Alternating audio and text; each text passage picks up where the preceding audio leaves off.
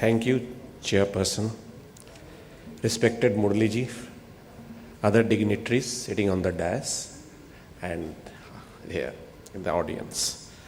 I have been tasked to speak on the export potential of Indian industry, but I must congratulate all the organizers, their Bharat Niti, Uday India and others for organizing this conference, very important.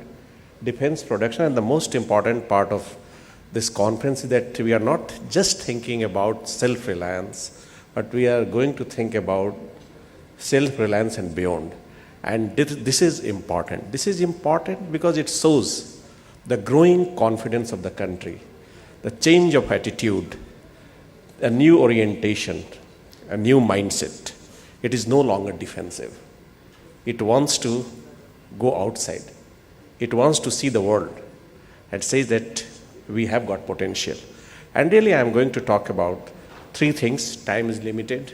Honorable Raksha Mantri is going to come, and before that I am supposed to finish that. So I will take some time. I will not say that I will not take much time. I will take some time. I will talk about the status of Indian exports, policies adopted, which are inducing exports, and third, challenges ahead. And challenges, how these challenges can be overcome by both, by industry and by the government. So I have some recommendations which I will offer in the last. First, talking about the status and what is the trend. The status is that, as Honorable Raksha Mantri spoke in the House in Raj Sabha, that in last 2 years, we exported 3,484.50 crore of defense products. And he clarified, I think there is some important aspect which is to be kept in mind. He said, I procured information from 4 sources. First, from Defense PSU. Second, from DGFT, SCOMET, Special Chemical Organisms, Material Equipment and Technology, controlled by Directorate General of Foreign Trade of Ministry of Commerce. Third, from NOCs, and fourth from, so I think he had collected from, I think, offset or somewhere 4 sources. It means it is not only the items, means this figure does not just reflect the items controlled by Ministry of Defense and NOC given to what is called military store. It means all the defense products are covered. So it may appear less, but what today Defense Production Secretary told, that it is 100% rise, and that is important, that is significant. Even if the number is less, the trend is right. And that this is what I really want to celebrate, the confidence, the way we are moving ahead. It is, if you talk in terms of dollars, it is hardly $25 million. And the world market is about $94.5 billion. So it is small, but I say it has got a scope. And when we talk about Indian exports, we always talk in terms of potential, not actuality. Because we have just begun. This is a country. And from the first session, we have been talking about that we are the country, and even Mr. Suvatur Prasad also showed in his slide and others mentioned. The country which is known for the world largest market of defense products and considered to be importing between 60 to 70% of its items. So basically, we are considered an importing country. And that importing country is thinking of becoming an exporting power. So I think that's why I consider it very significant. So, and again, if you talk in terms of trends, what are we exporting? Most of the items exported in defense category are because of offset, the much maligned offset. And Mr. Kanodia is quite active, very proactive defense leader. And I was doing a survey of Indian industry, those who are in high tech, and he came down to my office and gave his feedback. And you'll find most of I asked this question, what are you exporting and why are you exporting and how are you exporting? And most of them answered that we are exporting because of offset obligations. And today we are told that around $8 billion of exports, offset obligations were actualized. So this is a good development. So what is government doing? How is government helping it? First of all, the norm has been changed. Earlier, we generally considered exporting arms markets, arms bazaar, something very bad. And I remember in the IDSA, Murli ji was giving a talk and someone asked this question, what is the shift? They say this is old Gandhian notion of just preserving peace, and if you are selling arms means you are selling something for war. So it is not only selling something for war, you are selling something to secure peace. And that is significant, and that is the normative change which has taken place, and that we must underline. And the second important, if you read government's report, that's a strategy which has been put forward on the web, and it says that we have to have it just to minimize the scale of economy. And it was reiterated today that you just cannot afford to have massive R&D or massive manufacturing sector without exporting. If you don't do it, you will have problems. And that's why you lag behind. That's why many of your projects lag behind. So that's why this export is important. And government, apart from announcing a strategy, it did several things. One important aspect was the regulatory change. I remember I was speaking in London, and one foreigner asked me the question, what is this military store? And he said that I asked one of the Indian lawyers, to get that definition clear. And when he filed an RTI, the answer came, military store is what we call military store. So this is very simple answer given to the foreigner to one supplier. So this was the state of affairs of our regulatory mechanisms. There was no clarity. Now at least military store has been populated with different items. Earlier, no one knew what are defense products. And in fact, now also, I will come about that later, and I have to move fast. So, and even our SCOMET, this category 6 is still unpopulated, and that category 6 is supposed to be for military defense products. And we recommended, now we are applying, or we are going to become a member of Wassenaar arrangements. Hopefully, soon, within a month or 2 or 3, that category 6, which is devoted for conventional munitions, will be populated. So these are some of the aspects, some of the steps which our government is taking. Several things have been said in the beginning, and I'll just going to say a couple of things. Commodore Mukesh Bhargava is sitting here, and today again he made it in his presentation. And when I interviewed him for one of my projects, so one of his complaints was that why are you not exporting? And then his answer was, which many, in fact it was not just his answer, many industry people answer, that when we don't get order in our own country, what is our credibility? Others will not take our products seriously.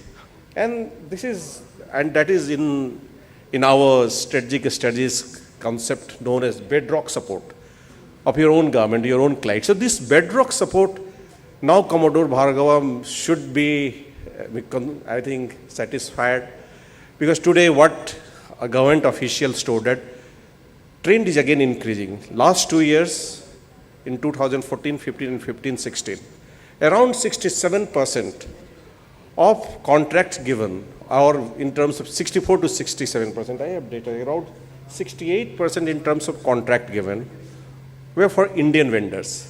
And in terms of value, it is 64%. But today, Defense Production Secretary said that it has, in last 9 months, after IDDM category, it is rising to 71%. So we are not satisfied that it should be more than 80%. So this factor is there, but at least industries, this demand has been made, and we are hoping that industry will again look forward to foreign market to sell its products. So this is another issue which I just wanted to highlight.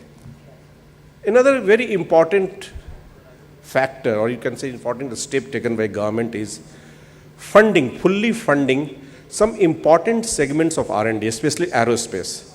And those who survey global market, there are three major areas which we are going to see rise. One is aerospace area sector, one is electronics, and then third is defense, certain sectors of defense. So government, and this was generally demand of the industry that at least fully fund that sector. So government in an answer to Parliament, Honorable Minister made this statement that we are going to pay special attention to the private sector. We are going to build their capacity. So this is another important achievement and important measure taken by the government. And now, so what is the potential? This is what I am going to talk very briefly. Trump has come. People are talking about Trump. So just don't look towards traditional Indian export market, that is Middle East or Southeast Asia. Why not target Europe? Because European countries are going to be pressurized to increase their defense budget. And at least some of them have started announcing, after Trump, even though he has not even taken over, that we are going to increase it to 2% of their GDP. And they will look towards India. Now you have to market it. If you don't market it, then it's your fault. And plus, we have been talking about having several agreements, several arrangements with United States. And these arrangements, and United States is considered to be another big market.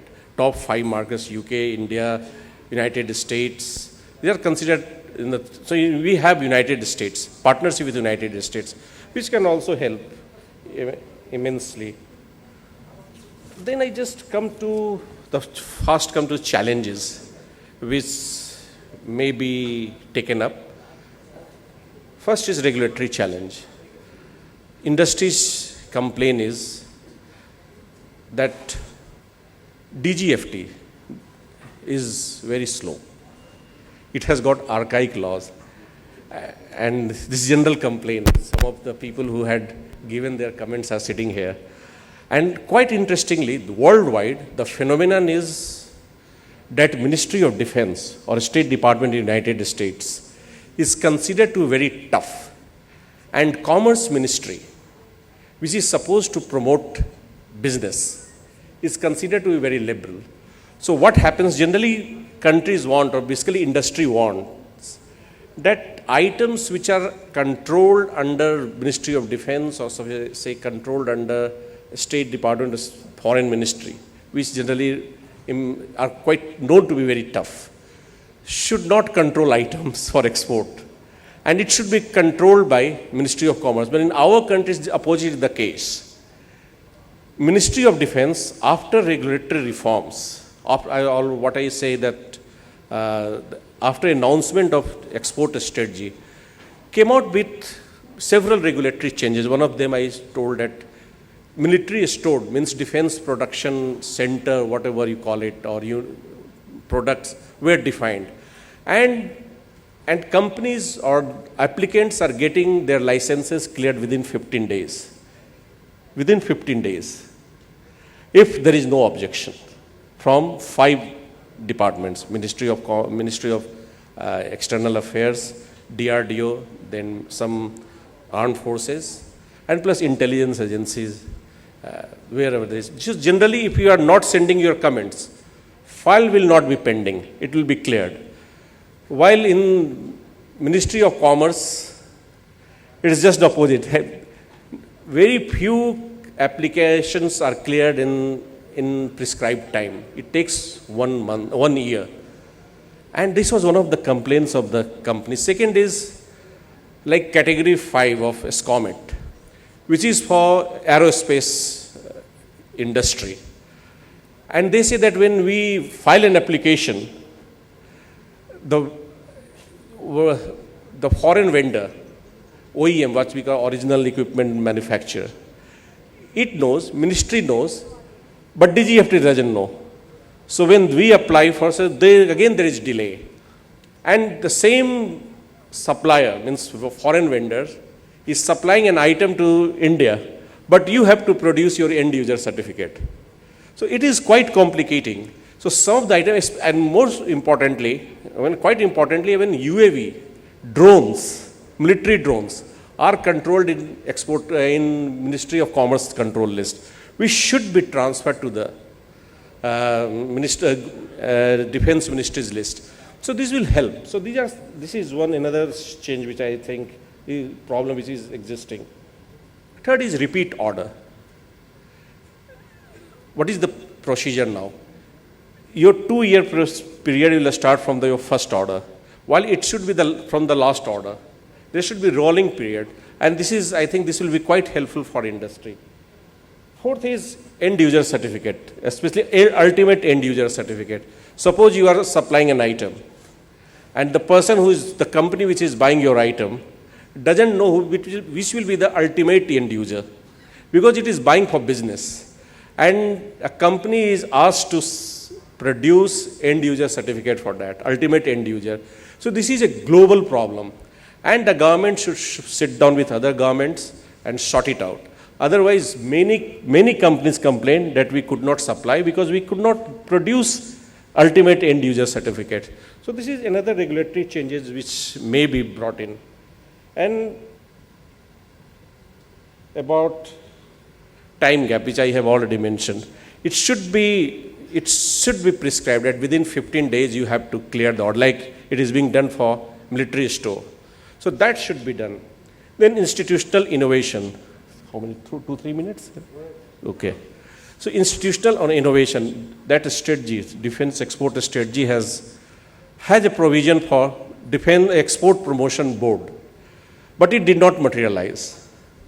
And in my study for which I talked to you, I have recommended that there should be defense promotion board or something called interministerial working group secretariat. This secretariat may undertake many jobs, and which generally a company, small MSME, suppose that is exporting one item, getting one license approved every year or in 5 years or 2, or suppose 10 licenses getting approved. It cannot have costly internal compliance program. The task is to be undertaken by somehow by the government. So that part is to be taken care of by the government, so that there is compliance. It is not that we are advocating there should not be any compliance. There is compliance, and again, another issue, the risk management. They can give advice to a company which is supplying anything outside. What are risks involved? So this is another recommendation I am giving. Third is about export promotion steering council. This is also provided in the export strategy document. It has been created, but it has been created for a limited mandate, for a limited task. That is, if there is a dispute in the lower tier, like if Joint Secretary Defense Production and plus the committee, the 5 members committee, could not resolve the matter or unable to resolve the matter, then it will be escalated, the matter will be escalated to Defense Export Steering Committee. But the strategic document has recommended so many jobs, so many tasks for steering committee, and one of the tasks is to do survey of global market, which Indian industry may not be capable of doing it. And only something which has got better infrastructure, better capabilities can do this task. So I think that should be strengthened. That Defense Exports Steering Committee should be strengthened. My last recommendations for the government will be to today we talked about different different academic institutions talking about, IIT talking about, or some academic institution, but this is all unclear. This is vague. And once it is vague, then no one is going to just come forward and do any job in human resources management. So for that job, something concrete from government has to come out. What are requirements? What are the areas? What are key areas where we have to develop people? You have to give fellowships. You will have to create faculty. You will have to create courses. You will have to create other infrastructure, which otherwise it will just be talking points. In seminars, it will be talked about, and you will always complain of human resources problems, because of which DRDO is generally accused of. I am a great supporter of DRDO. I generally don't criticize DRDO because it has done the job. which you could not have ever done. You could not have got ballistic missiles and nuclear weapons from outside. That you could have developed only in the country. I have worked on export control regimes, global export control regimes, so I know the difficulties. You could not have got anything. This surprises, and this makes us wonder, if we can develop Agni 5, we can develop so many sophisticated systems, strategic systems. Why are we not getting low value items in our country? And now at least all industry is coming up, and we are going to do the job. Just again coming back on human resources. So human resources, you talk to defense PSUs, people are sitting here, they are saying why we are not working to our capacity.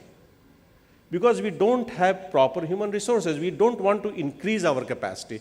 We just want to produce 8 aircraft or 3 aircraft because we don't have, other than budgetary problems, we don't have human resources. So that concrete job is to be done by the government. What for industry? I will just give 3-4 recommendations for industry. As in the morning someone told, Mr. Satish Reddy very clearly told, and this is a global issue, and he articulated the global issue. If you are trying to get benefits out of global supply chain, you will have to produce high-tech items and on time. You just can't just wait, otherwise you will lose out. So industry has to prepare for it. It cannot say that, because of this problem or that problem, we could not produce this. And this is a global problem. And those who do not supply, they'll lose out. So Indian industry will have also to remember this factor, this issue. Second is awareness of the market. I talked about DERC, Steering Committee. But some of the companies, Tatas and others, are quite capable. Can't they survey the market? Can't they? I recommended that big companies like Tata or L&T should take the lead in even ICP, in trading Indian industry. So in knowing about the market and working with different business associations, now we have got DEA and many such forums. I think it should be shared, and it will enhance the knowledge base of other smaller companies, SMEs. So this is, I think, it is quite important. Third is aggressive marketing. Fourth is, again, regulatory awareness. And knowing, last point I am saying, knowing about countries' negative list. Why I am saying this point?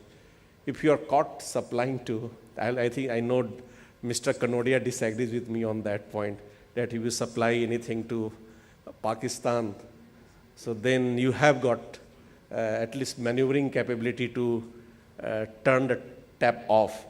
But I generally, if your company is caught supplying to China and Pakistan, or to, for that matter, any country which has got very negative image outside the world, then you will have bad image and you will suffer. That is what in export control strategy we call it reputational loss. You are going to have a reputational loss, and I think you should think about just doing think about avoiding reputational loss, because you won't gain much, but you will lose a lot by supplying to negative countries. China is an emerging market for aerospace, for defense products. So you'll have to be cautious. Government will be cautious because Ministry of External Affairs is going to check it, of course. But from your own side, there should be self-restraint, self-regulation from industry side. So these are some of my thoughts which I wanted to share, and some of the recommendations I wanted to make. I know I was immensely benefited by many of the industry captains in formulating my thoughts. So thank you very much.